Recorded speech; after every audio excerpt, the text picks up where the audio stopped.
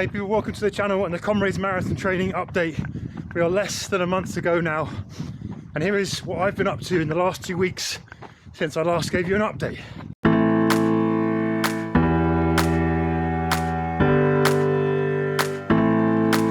So it's been a little over 2 weeks since I last updated you, and in that time made some really big steps forward in terms of the Comrades training. Ranked up the mileage again, so had a couple of weeks where I've done 43 and then a 50 plus mile week, so starting to build that mileage back up after a bit of a lull after the illness, and that feels really good to have done that. But within those sessions, or those miles, most of those have been sort of steady easy, low and slow, just time on feet basically. But within that I've whacked in 2 really important big sessions. Now one of those, I went to Richmond Park and found a hill that's very familiar. I used to go and train on this for the Marathon des Sables, carrying 8 kilos on my back. The hill I think is about, it's like 300 meters or something in distance, up in total distance, but yeah, it's a decent amount of climbing. And I basically just went and did an hour's worth of intervals up and down that hill, about 3 minutes each interval, up just at a low and slow heart rate, not pushing it too hard, and then just, yeah, cruising back down, but keeping going, no rest in between. And I managed to get about 600 meters of climbing done in that same amount of descending, and that was tacked into the middle overall of an 18-mile run. So I did 6 miles there, about 6 miles up and down this hill, and then 6 miles home. So that was a really good session with some long miles, but also pushing those hills on tired legs. So that's a key one. I also managed to go down to a race. I went to the Adidas Terrex Exmoor Maverick X Series Ultra. Some words in that order. That's roughly the title of the name, but it's a Maverick Series Exmoor race basically on the North Devon coast. It was a pretty tough test. Here's how I got on with that. So it's actually race day. I'm just arrived at the Mavericks Adidas Terrex Exmoor run, driven down some winding lanes.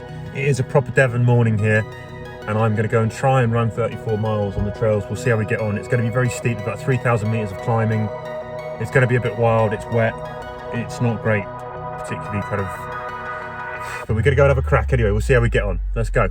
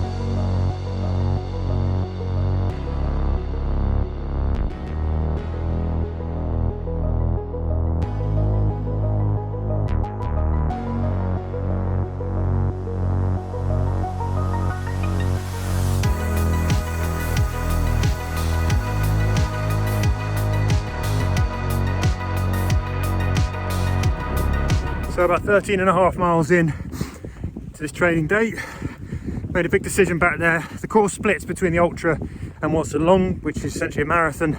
I've decided to take the marathon route rather than the ultra, which was initially planned. And yeah, a couple of reasons really. One, it's been very sort of tough going out there in the first stretch, so I'm not going to lie, the legs are feeling it a bit. I don't want to overcook it. I've just sort of started to feel a couple of twinges in the feet, and I don't want to injure myself here. I've got bigger fish to fry, and I think out of the marathon distance I'm still going to get the adequate training stimulus that I wanted. So here I am on the marathon route. The other thing, I brought my little boy down to see his nanny, who lives nearby the start of the course, and they are at home, and I realised it was probably going to take me 9 hours to do all of this, and I just thought I don't want to miss the whole afternoon with them and hang out. I don't get to see them very often, so that was weighing on my mind. And yeah, that's it really. So moving well, still feel strong. Got about 12 miles to go. Gonna get my head up and go and enjoy the rest of it. Yeah, plenty of work in the quads on the ups and the downs.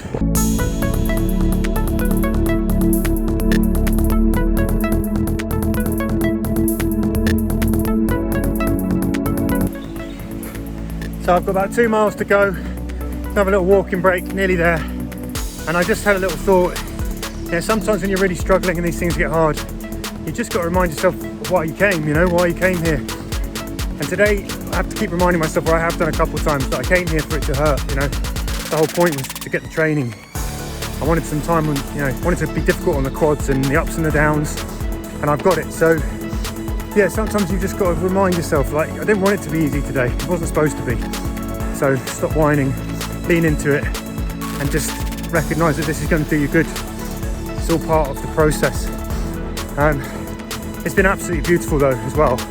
Like this part of Devon, I never really went to it loads as a kid when I was down here, but I've run some absolutely stunning trails, and the Maverick team have been brilliant today. And yeah, totally recommend it. Anyway, I better go and get this race finished.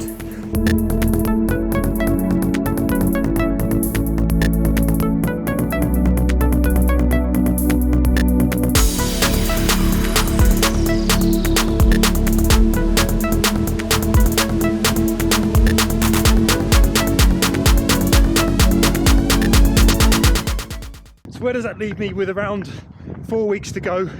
A couple more weeks training before I start to sort of taper. I mean, I'll still tick over and do miles in those last 2 weeks as well, but they'll be low and slow and easy, and I'll aim to go in fresh to the Comrades. And one of the things, I've been following a lot of people on Twitter, and I've been sort of dipping into some of the groups around the Comrades, and there seems to be this huge amount of angst around this race, and I can't quite gauge where I am at in terms of whether how much of that angst I should absorb, how difficult it's going to be. You know, whether or not lots of people who go and run this, they've never done ultras before. It feels like there's an awful lot I've said about kind of the hills and the ups and the downs and how hard this is going to be compared to other ultras.